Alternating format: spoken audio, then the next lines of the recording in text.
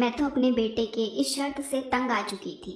मैं जब भी उससे कहती कि मैंने तुम्हारे लिए एक बहुत खूबसूरत लड़की पसंद की है, मेरी बात सुनकर मेरा बेटा कहता, माँ मुझे खूबसूरत लड़की नहीं, एक गूंगी लड़की से शादी करनी है। पहले पहल तो लगा कि शायद मेरा बेटा मेरे साथ मजाक कर रहा है, इसीलिए मैंने उसकी बात पर ज्यादा ध्यान नहीं दिया और लड़कियां पसंद करती रही। मैंने एक खूबसूरत सी लड़की पसंद कर ली थी, पर जब मैंने उस लड़की की तस्वीर अपने बेटे को दिखाई तो वो कहने लगा, माँ क्या ये लड़की गूंगी है? मैं उसकी बात सुनकर हंस पड़ी और बोली, नहीं नहीं, लड़की तो बहुत प्यारा बोलती है, इसकी आवाज तो बिल्कुल कोयल जैसी है।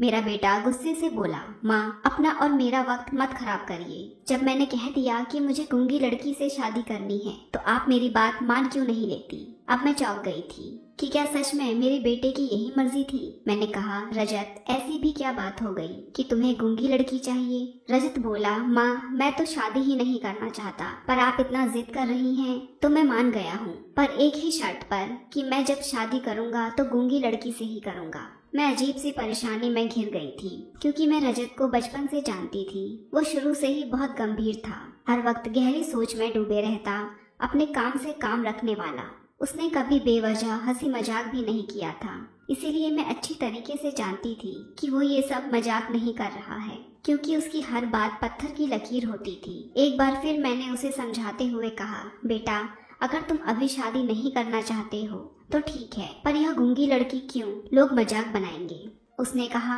क्यों माँ, गूंगी लड़कियां इंसान नहीं होती? बेटा ऐसी बात नहीं है, मगर तुम अच्छी तरीके से जानते हो कि मैंने अगर तुम्हारे लिए गूंगी लड़की ढूंढी, लोग कहेंगे कि रजत में न जाने ऐसी कौन सी कमी थी जो मैंने तुम्हारे लिए गूंगी लड़की ढूंढी।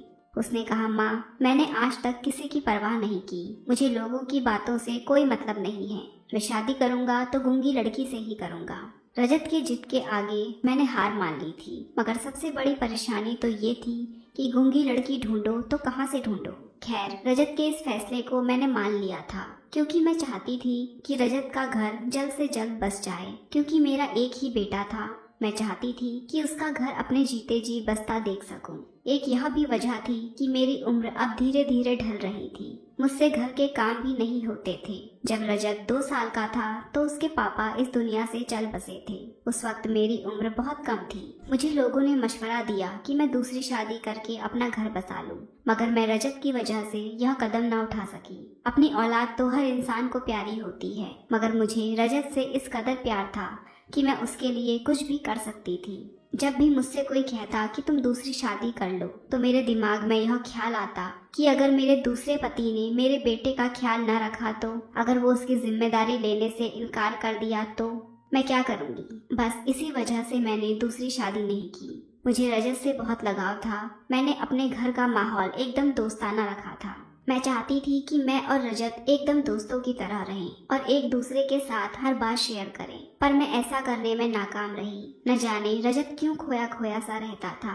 शुरू में तो मुझे लगा कि बच्चा छोटा है, बाप की कमी को महसूस करता होगा, शायद जब बड़ा हो तो ठीक हो जाए, मगर यह मेरी गलतफहमी थी। वो तो बड़े होने के बाद और गुमसुम रहने लगा।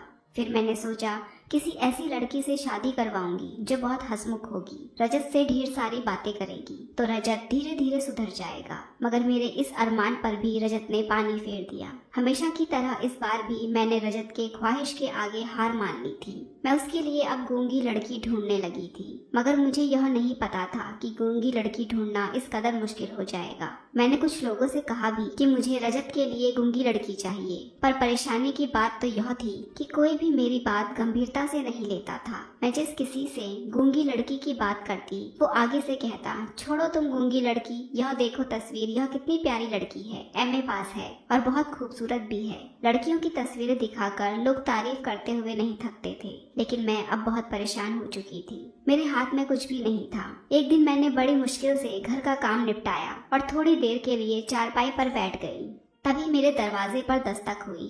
एक औरत आई। उस औरत को देखते ही मैं पहचान गई। वो अक्सर ही हम लोगों के घर आकर कुछ खाने पीने की चीजें मांग लिया करती थी। वो बहुत गरीब थी। मुझे लगा शायद कुछ खाने पीने की चीजें मांगने आई होगी। उसे देखकर मैंने कहा, ठीक है, मैं तुम्हारे लिए कुछ लाती हूँ।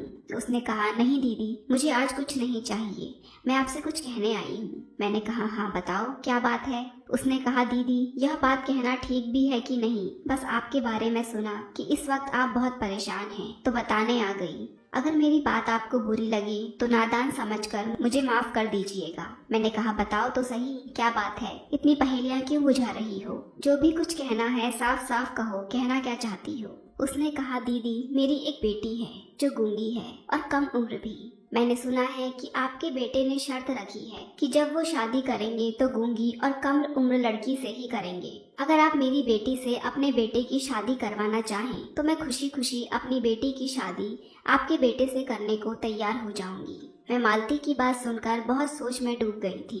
मेरे चेहरे की तासुरात देखकर वह हाथ जोड़ते हुए बोली, दीदी अगर मुझसे कुछ कहने में गलती हो गई हो तो मुझे माफ कर दीजिएगा। इतना कहकर मेरा जवाब सुने बगैर ही वो वहाँ से चली गई। लेकिन मैं सारा दिन मालती ने जो कहा था उसके बारे में सोचती रही। मुझसे तो कोई फैसला नहीं हो पा रहा था, इसलिए मैंने सोचा कि सारी बात रजत के सामने रख दूंगी, वह जैसा कहेगा वैसा ही करूंगी। शाम के वक्त रजत जब काम से आया तो मैंने कहा, रजत तुमसे कुछ बात करनी थी।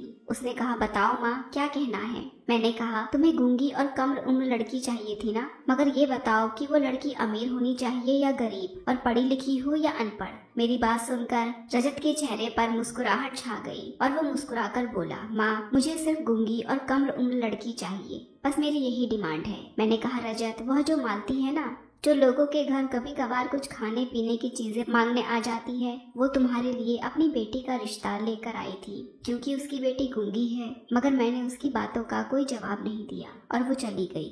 दरअसल मैं यह सोचकर परेशान हो गई थी कि मैं अपने इकलौते बेटे के लिए एक फकीरनी की बेटी को ब्याह कर कैसे लाऊंगी। मगर फिर सोचा तुमसे मशवरा कर लूंगी, अगर तुम्हें ऐतराज नहीं होगा तो मैं उसे अपनी बहू बना लूंगी। मेरी बात सुनकर रजत झट से बोला, माँ आपको उसी वक्त मालती की बात मान लेनी चाहिए थी और उसे बता देना चाहिए था कि मुझे ये रिश्ता मंजूर है। मैंने कहा, रजत तुम्हें ये फैसला सोच समझ कर करना, बाद में ये ना हो कि तुम मुझसे कहो कि आपने मेरे लिए कैसी लड़की पसंद कर ली है। रजत ने कहा, माँ मुझे इस रिश्ते से कोई एतराज नहीं है, इसीलिए मुझे ये रिश्ता मंजूर है। बस मेरी एक ही शर्त है कि लड़की कम उम्र और गूंगी होनी चाहिए। अब चाहे वो किसी फकीरनी की बेटी हो या किसी और की, मुझे फर्क नहीं पड़ता।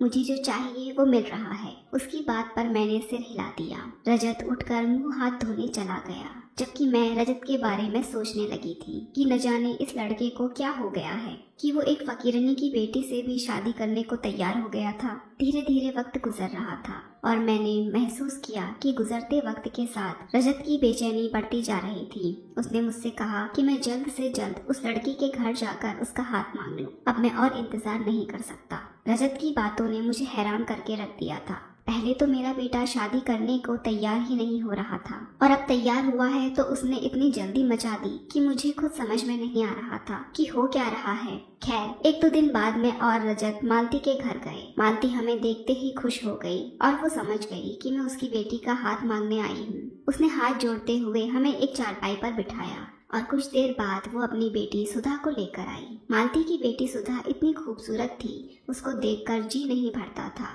मालती ने कहा, दीदी यही मेरी बेटी है सुधा। मैंने इशारों इशारों में रजत की तरफ देखा तो रजत ने भी इस शादी के लिए हाँ कर दी। मैंने उसी दिन अपने बेटे के फैसले के आगे हार मानकर बिना कुछ सोचे समझे रजत और सुधा की शादी तय कर दी।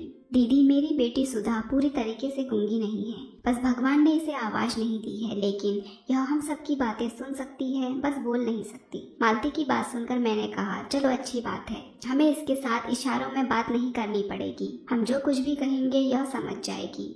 मालती ने कहा, हाँ दीदी। रजत ने अपना फैसला सुनाते हुए कहा कि मैं इस शादी के लिए ज्यादा इंतजार नहीं कर सकता। अगर अगले हफ्ते आप लोगों को मंजूर है तो हम ये शादी करने को तैयार हैं।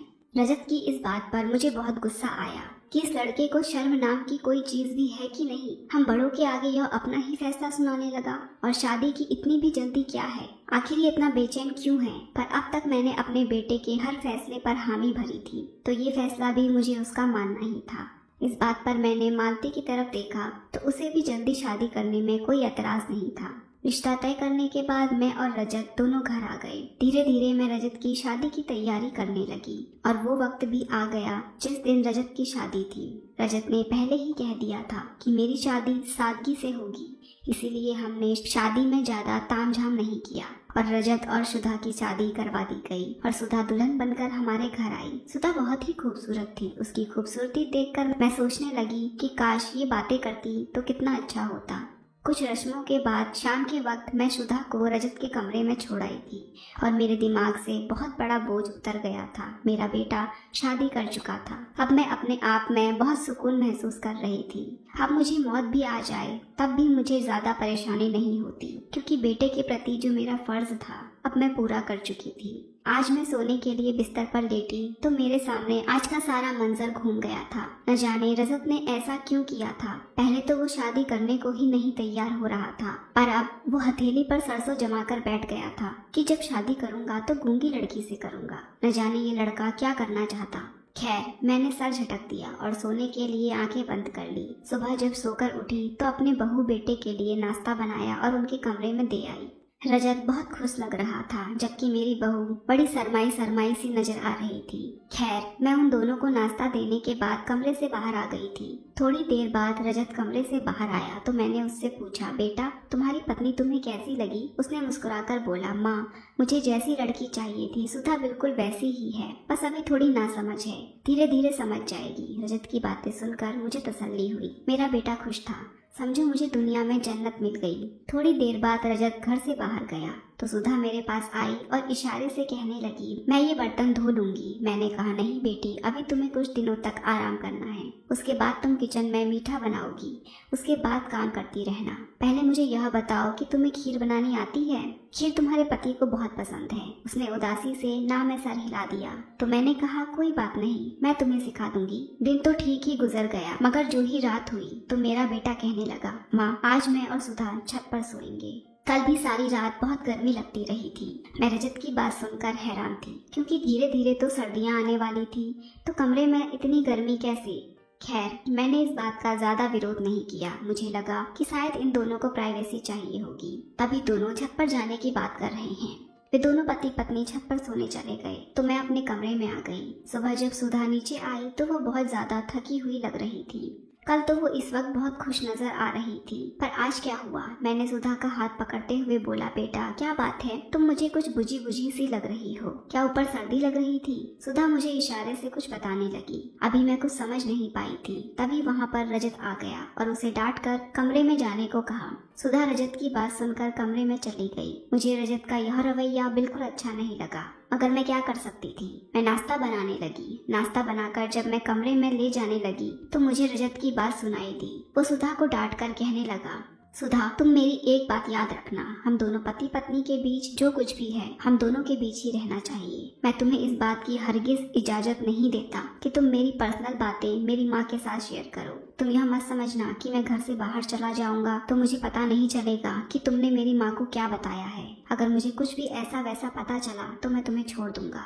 मैं तो रजत की बातें सुनकर ही दंग रह गई थी। मैं थोड़ी देर बाद गला खुखार कर उनके कमरे में चली गई। मेरे सामने रजत बिल्कुल नॉर्मल था, बल्कि सुधा के साथ भी हंस हंस के बातें कर रहा था। उन दोनों को नाश्ता देकर मैं कमरे से बाहर आ गई और सोचने लगी कि न जाने रजत की परवरिश में मैंने कौन सी गलती कर दी है। कुछ दिन गुजरे तो सुधा कहने लगी, मैं घर के कामकाज करना चाहती हूँ। मैंने इस बार ज्यादा इनकार नहीं किया और रस्म के मुताबिक उसके हाथ से खीर बनवाई और किचन में काम करने की इजाजत दे दी। एक दिन मैं सुधा के साथ किचन में काम कर रही थी तो मैंने उसके चेहरे को बड़े गौर से देखा। उसका चेहरा मुझे मुरझाया हुआ लग रहा था। आंखों के नीचे गहरे निशान पड़ गए थे। उसका चेहरा थका थका लग रहा था। मेरे घर में हर चीज मौजूद थी, खाने पीने की कोई कमी नहीं थी, मगर सुधा मेरे घर आकर बहुत कमजोर हो गई थी। इससे तो अच्छी वो अपनी गरीबी में थी, जहाँ पर उसकी माँ मांग मांग कर अपने बच्चों का पेट भरती थी। आज रजत भी ऑफिस गया हुआ था, इसलिए मैंने सोचा कि मैं सुधा से पूछती हूँ कि उसे इस घर में किस चीज की कमी है, वो क्यों परेशान रहती है। मैंने उससे कहा, बेटा खाना पेट भरकर नहीं खाती तुम? क्या तुम्हें मेरे हाथ का खाना नहीं अच्छा लगता? उसने ना में सर हिलाया और इशारों में बताने लगी कि ऐसा कुछ नहीं है, मैं पेट भरकर खाती हूँ। आप खाना बहुत अच्छा बनाती हैं। तुम्हारी माँ जब मुझसे पूछेंगी कि मेरी बेटी इतनी कमजोर क्यों हो गई है तो मैं उन्हें क्या जवाब दूंगी? सुधा की आंखें आंसुओं से भीग गई थी। उसने मुझे इशारों से बताया कि उसे रजत से डर लगता है। उसकी बात सुनकर मैं बहुत ज्यादा परेशान हो गई थी। मैं बोली, क्यों? रजत से तुम्हें डर क्यों लगता है? उसने तुमसे कुछ कहा है? सुधा एकदम से फूट फूट कर रोने लगी और मेरे सीने से लग गई। उस बच्ची की ये हालत मुझसे देखी नहीं जा रही थी। मैंने कहा, क्या बात है सुधा, मुझे खुलकर बताओ, मैं रजत की खबर लूंगी। उसने मेरे सामने हाथ जोड़ लिया और मुझे समझाने लगी कि आप इस बात का जिक्र रजत से बिल्कुल मत करिएगा, नहीं तो वह मुझ पर गुस्सा करेंगे। मैंने सांत्वना देते हुए उसे समझाया कि तुम बेफिक्र रहो, मैं रजत को कुछ भी नहीं बताऊंगी। पर उसके बाद मैंने सुधा से ज्यादा पूछताछ नहीं की, क्योंकि वह पहले से ही डरी हुई थी। शाम को जब रजत ऑफिस से आया तो मैं इन दोनों को गौर से देखने लगी तो साफ साफ नजर आ रहा था कि इन दोनों के बीच कुछ तो जरूर है। सुधा की हालत देखकर मैंने सोच लिया था, आज मैं इस रात से पर्दा हटाकर रहूंगी। रात हुई तो रजत और सुधा छत पर सोने चले गए थे। उन दोनों के छत पर जाते ही मैं सोचने लगी कि मुझे सब कुछ अपनी आंखों से देखना है कि आखिर माजरा क्या है। मैं धीरे धीरे करके सीढ़ियां चढ़ने लगी, पर छत पर पहुंचते ही सामने का मंजर देख मेरा दिल दहल गया, बल्कि यूं कहीं कि मेरी आंखें शर्म से झुक गई। मेरे छत पर एक बड़ा सा कमरा था। मैं उस कमरे की खिड़की से देखने लगी तो देखा रजत और सुधा उस कमरे में निर्वस्त्र बैठे हुए थे। रजत अपने सामने सुधा को बैठाकर जलती हुई आग में कुछ डालकर मंत्र पढ़ते जा रहा था। उन दोनों को देखकर मुझे सब समझ में आ गया कि माजरा क्या है, क्योंकि यह अंधविश्वास का माजरा था। शायद मेरा बेटा अंधविश्वास में फंस चुका था और मुझे अपनी बहू और बेटे दोनों को बचाना था। पर मैं बूढ़ी औरत क्या कर सकती थी?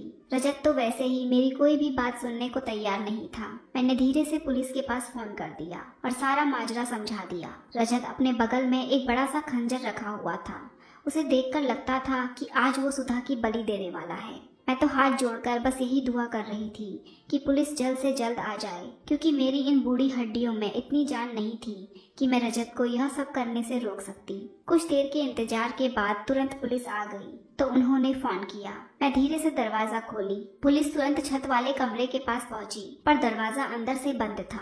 रजत अब सुधा की बलि देने ही वाला था। तभी पुलिस ने रजत के सामने गन दिखाते हुए कहा, रजत जल्दी से दरवाजा खोलो, नहीं तो हम तुम्हें जान से मार देंगे। रजत दरवाजा नहीं खोलना चाहता था। उसने कहा, नहीं, मैं ऐसा कुछ नहीं करने वाला, क्योंकि मुझे कुछ नहीं होगा। तुम लोग गोली चलाओ, मुझे कोई फर्क नहीं पड़ेगा। रजत की बातों से हम बहुत हैरान हुए। पुलिस रजत को बातों में उलझाए हुए थी और पुलिस की कुछ टीम उधर दरवाजा खोलने में लगी हुई थी। कुछ ही देर बाद दरवाजा खोलने में हम कामयाब हो गए। पुलिस अंदर गई और रजत को पकड़ ली और मैं अपनी बहू सुधा के पास गई। सबसे पहले मैंने उसे एक बड़ी सी चादर से ढका। सुधा मेरे गले लगकर फूट फूट कर रोने लगी। मैंने अपने बेटे और बहू को इस गुनाह से बचा लिया था। पुलिस ने जब सख्ती से रजत से इस बारे में पूछताछ की तो रजत ने बताया कि काफी दिनों से मेरे बिजनेस में लॉस हो रहा था, इसीलिए मैं बहुत परेशान था, पर मेरे परेशानी का कोई हल नहीं मिल रहा था। एक दिन मेरे एक दोस्त ने मुझे एक बाबा जी के पास जाने को कहा। जब मैं बाबा जी के पास गया तो उस बाबा जी ने पूछा, क्या तुम्हारी शादी हुई है? मैंने कहा, नहीं। बाबा जी ने कहा, जल्द से जल्द शादी कर लो और अपनी नई नवेली दुल्हन को अपने सामने निर्वस्त्र बैठाकर एक मंत्र पढ़ो और 1 हफ्ते की पूजा के बाद उसकी बलि दे दो, जिससे तुम्हारे सारे बिगड़े काम बन जाएंगे और तुम धीरे धीरे बहुत पैसे वाले हो जाओगे।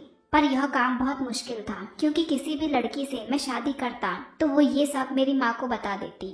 इसीलिए मैंने गूंगी लड़की से शादी करने का फैसला किया, क्योंकि वह मेरे और अपने बीच की बातें किसी को नहीं बता पाएगी। आज लास्ट दिन था। आज मैं सुधा की बलि देने वाला था, पर मौके पर आप लोग पहुंच गए।